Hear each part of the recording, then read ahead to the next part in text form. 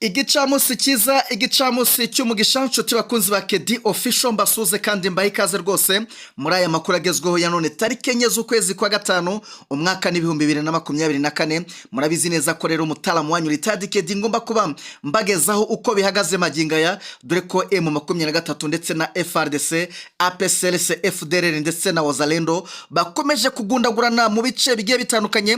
Tugiye kuba tubavira imuzi n'imuzingo rwose iby'imirwano, hanyuma kandi tubonera rwose kubabwira mwebwe mwese mutarakora subscribe kugira ngo mufyondeho cyangwa se mukandeho, mu gifaransa baravuga ngo ni s'abonner cyangwa se mu subscribe mu rurimi rw'icyongereza, mwabantu mwe kugira ngo mujye mubona video zacu uko tuzishyizeho no gukora subscribe, ubundi tano kwa tano amakuru akajya basha kukugeraho ku gihe.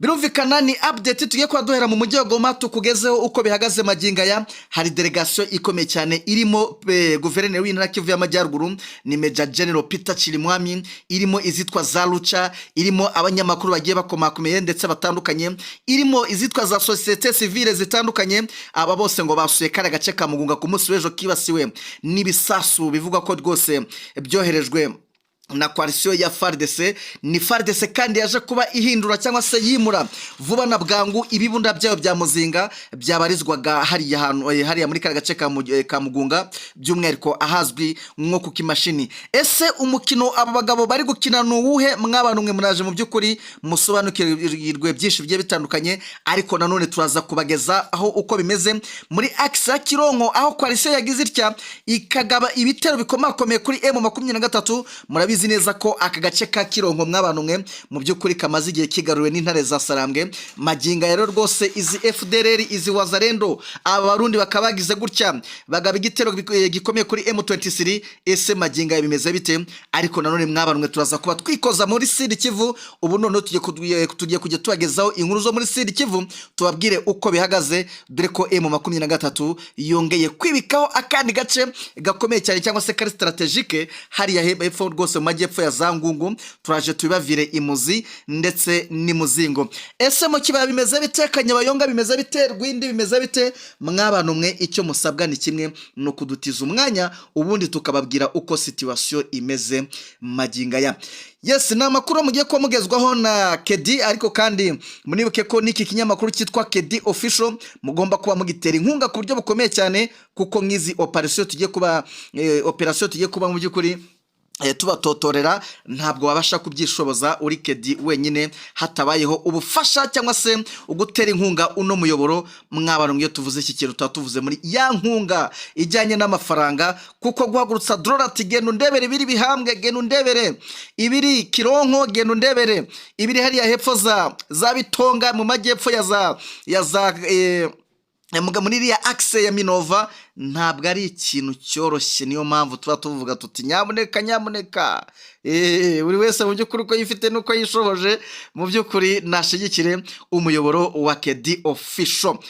Yes, nimero telefone y'umutalamu wanyu iri kuri thumbnail ku munsi iyi thumbnail ngiye reka nshyireho n'amafoto y'igipolisi cya M23 nabonye bakomeje kugira ibanga kandi kiri mu kazi, ndaje nyashyireho ni yare.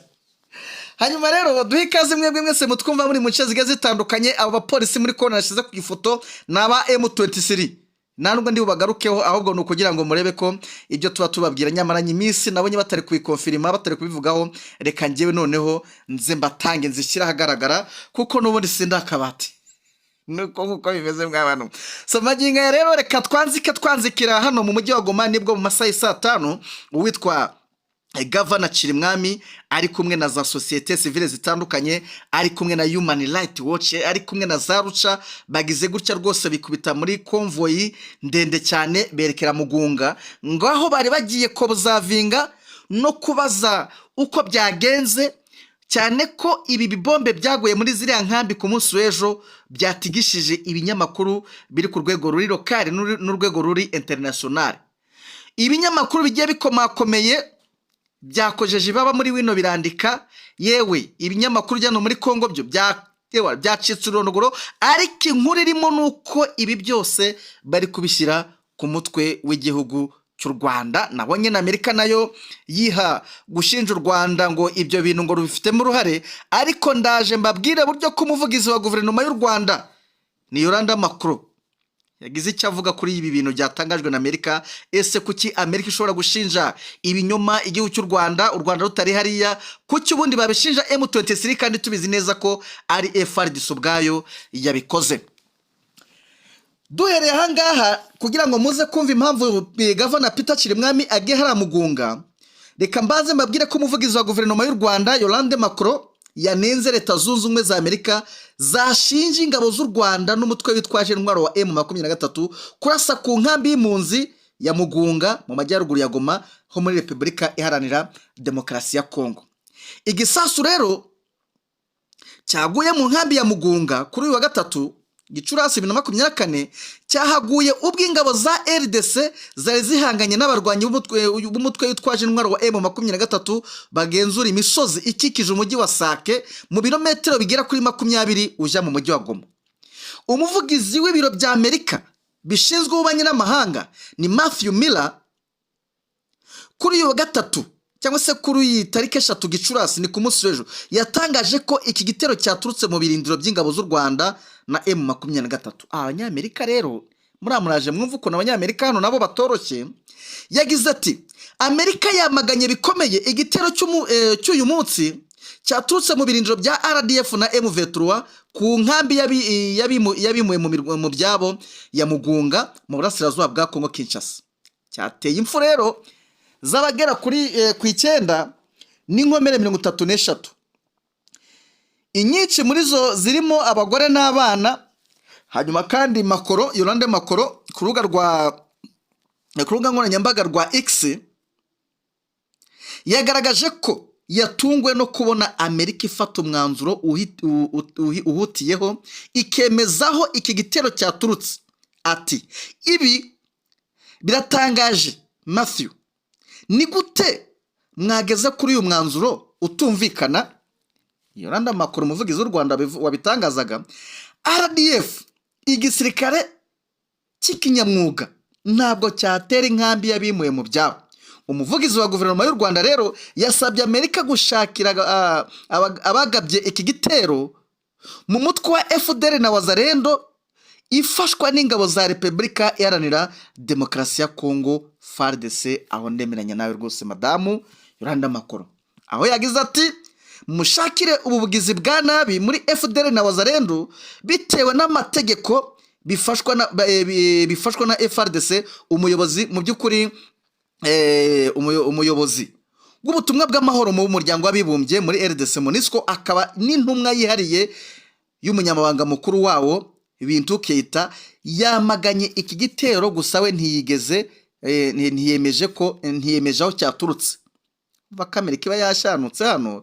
Yasabye ubuyobozi bw'iki gihugu gufata ingamba zatuma abakigizemo uruhare bagezwa mu butabera. Mwabantu mwe ejo ibi bintu bikimara kuba murabizi neza ko aba banyamakuru barimo bitwa ba Micombero nta miyaga bajya bashyiramo M23, ariko inkuru banditse mugiye kuri za Twitter zabo ntago bigeze bavuga ko ari M23 cyangwa se nk'uko uyu munyamerika yavuze ngo ni RDF.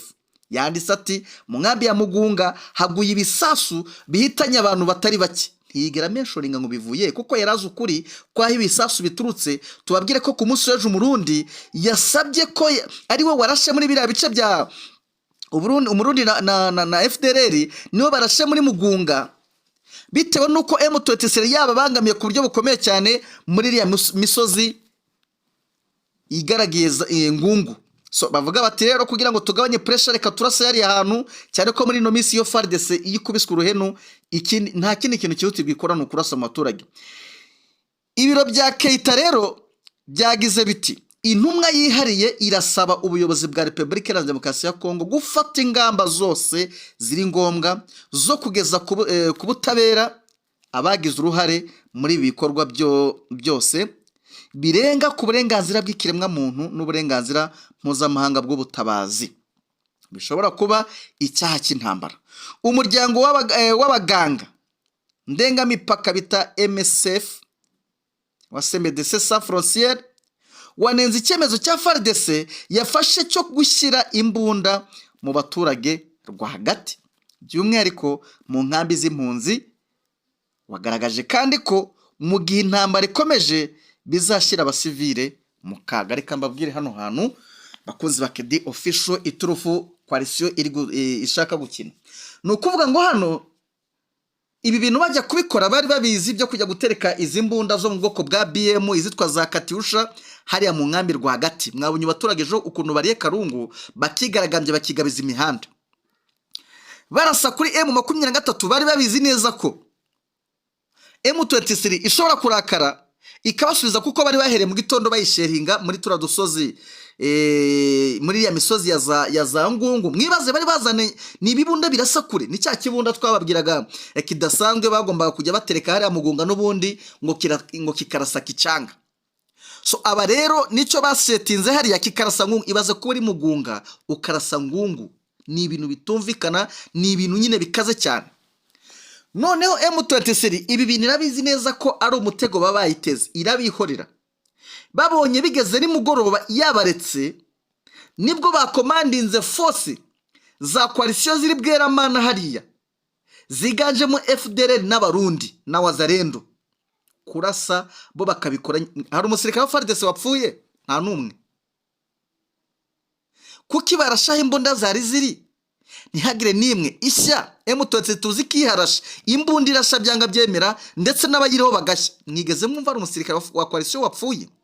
Niki kwereka kuko M23 nage gira savyo mubyibuke ishiririza imbunda za coalition zari hara mugunga n'ubundi n'abasirikare bari baziriho barapfuye icyo gihe, harimo n'abatanzania.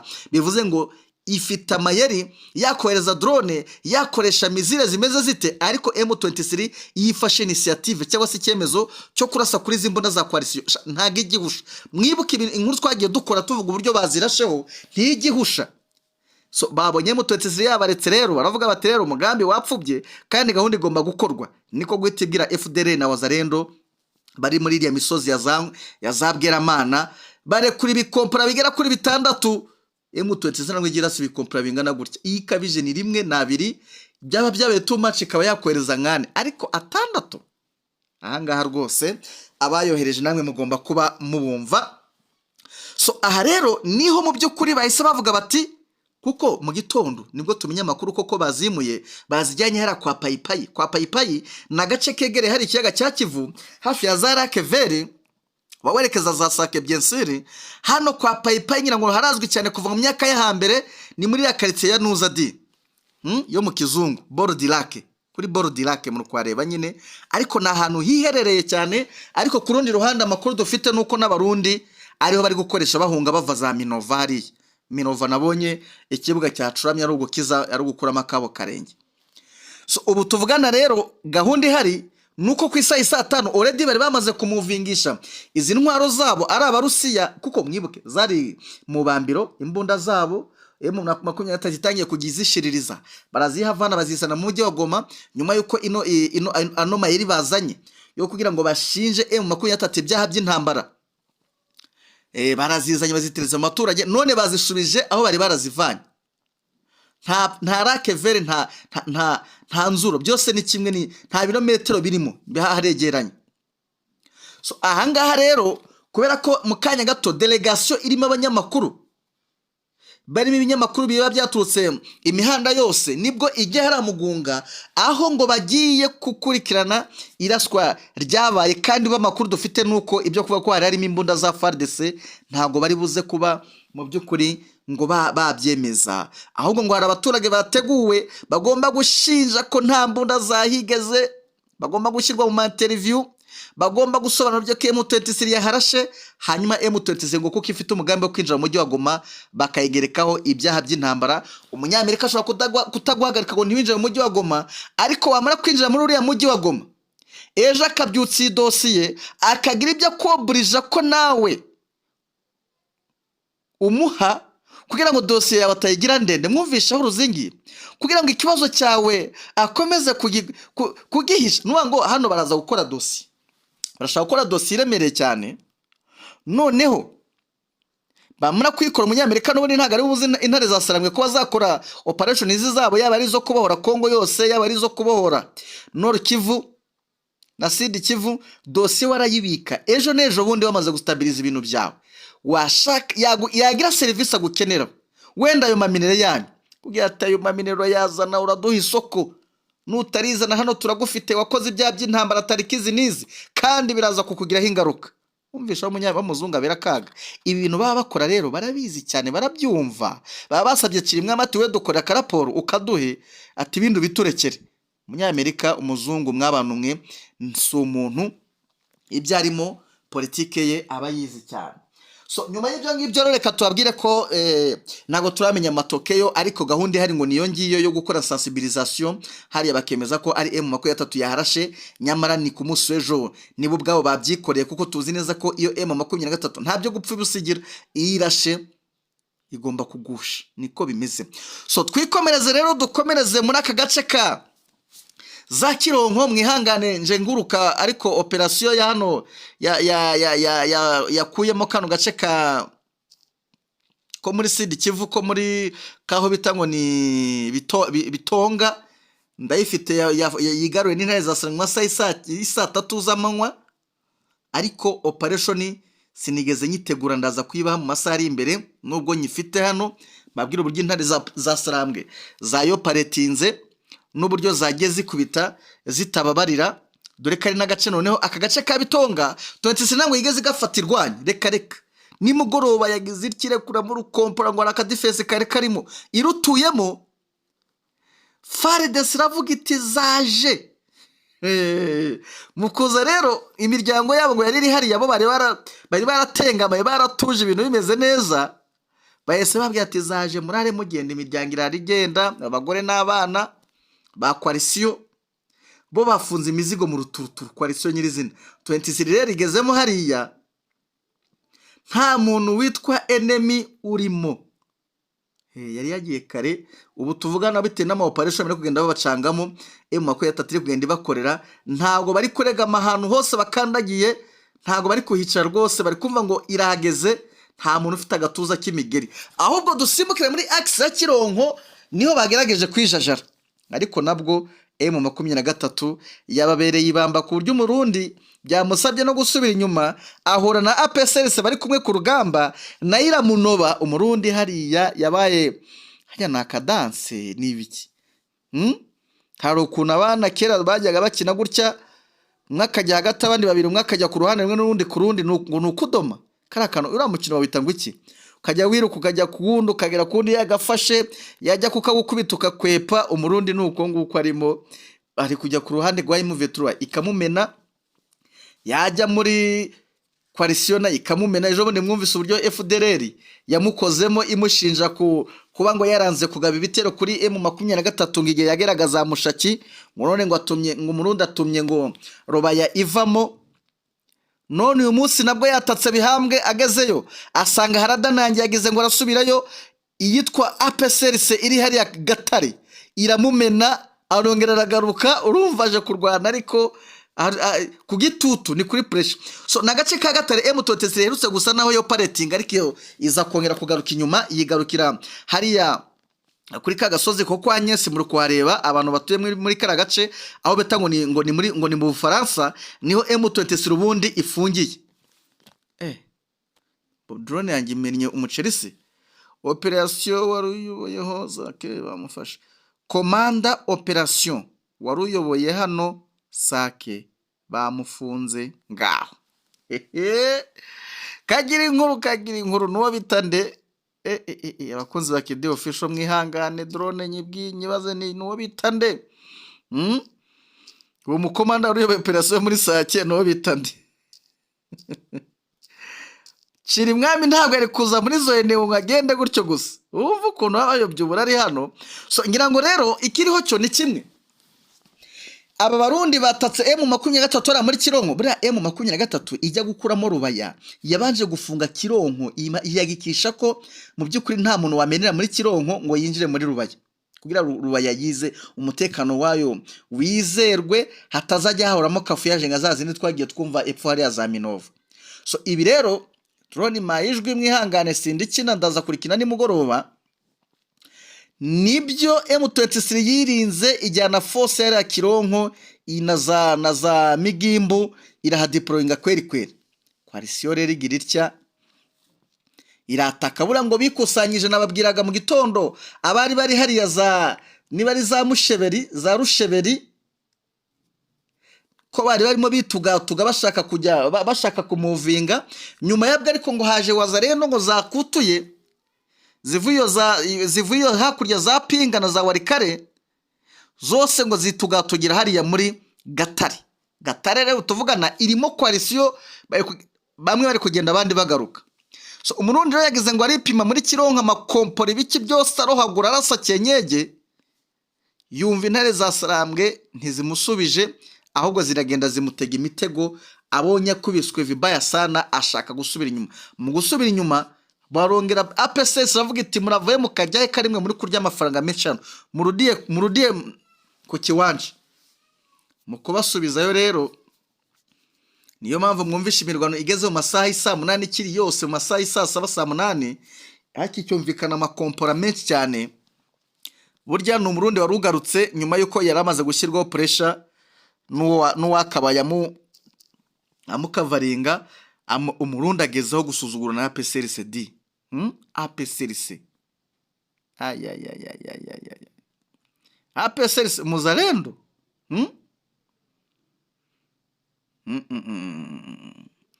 Muzalendo kweri yibasira igisirikare cy'u Burundi, igisirikare cy'igihugu.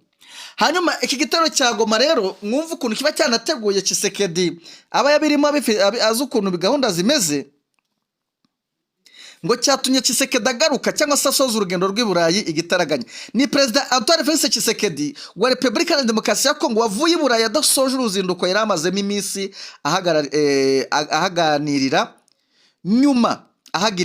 nyuma y'igitero cyahitanye impunzi zahungiye mu nkambi ya Mugunga iherereye i Goma.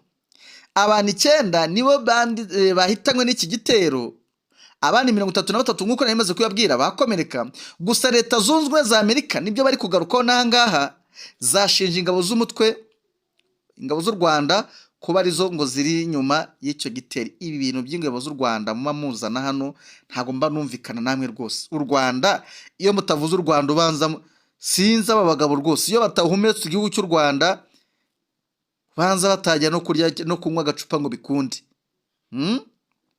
Ibintu babikuraho kweri. La guerre de l'Est c'était inévitable après le repli de FARDC. Le repli de FARDC et de Burundi. À 11h25, nous avons ici la confirmation par nos sources que la virage de Bitonga qui surplombe la site de Minova et Bweramana, qui permet également aussi d'aller au Sema à Kalungu dans la province du Sud Kivu, vient finalement de passer sous contrôle du M23. Izo nizatazama RDC ziri kwandika izo nkuru ngo ibintu rwose bitari byo kwirinda nyine urumva nta guhagarika M23. Ati nyuma ya ropuri yakozwe na FARDC n'abarundi, ate ku isaha 5:25 nibwo amakuru yemeje ko urusisiro rwa Bitonga rukikije agace ka Minova na Bweramana kamaze kuba kagenzurwa n'intare za Sarambwe, kakaba kandi ari agace kari mu marembo ya Karungu muri province ya Sud Kivu. Already 23 force yamaze gukandagiza ikirenge muri Sud Kivu. Sud Kivu kwa bwana makanika nawe ngufitiye amakuru ariko reka mbenyagize ibanga uburyo uri gukoramo ama operation aho ngaho rwose cyakora cyo komereza aho di abantu bose baharanira ukuri kwabo jewe ndabakunda cyane. Ni hatari. Ndaza kubagezaho story zo muri Numbi, hano yitwa Numbi. Inkuru ndayifite, operation ndayifite, cyakora cyo kuko nagomba kubagezaho update z'uburyo bimeze. Ndaza kugaruka mbabwire uko situation imeze, ariko ku rundi ruhande mwumve ko rwose M23 bashaka kwigerekaho ibyaha by'intambara, kabone nubwo batabikonfirima uyu munsi, ariko mu gihe runaka mushobora kuzumva bibaye. Kubera iki? Kubera ko ari umugambi n'ubundi Tshisekedi akomeje kugenda arushaho kunoza, agambire kwiharabika nyuma yo gutsindwa urugamba rw'amasasu, nyuma yo gutsindwa urugamba rwa politiki, azanye noneho urugamba rwo guhimba no gukereya icyasha ari bya bintu bavuga ngo ubuze icyase by'inka muravuga ngo dore kiriya gicebe cyayo. So ngayo nguko rero zari update tuze gusubira amasaha ari imbere mu kanya gato rwose mu masaha saa 12 saa moya ndaza kubaho undi muri puko uri bugezweho by'umwihariko imirwano ya za Kironko by'umwihariko izi ntambara zo muri bitonga by'umwihariko ibyaba bagabo barimo hariya muri Mugunga. Ariko nanone mwumvishe ko komanda wa operation muri Sake yatawe mu mvuto. Iyi nayo ni operation ngomba gukurikirana urumva ko amakuru ya nimugoroba araza kuba zimbye mw'abantu mwe. Nyamuneka nimukore subscribe ibindi tuze gusubira cyangwa se ibindi mubirekere Kedi Official ibibagezeho 5 kwa 5 n'umutara mwanyu Ritadi Kedi rero tuze gusubira. Bye bye.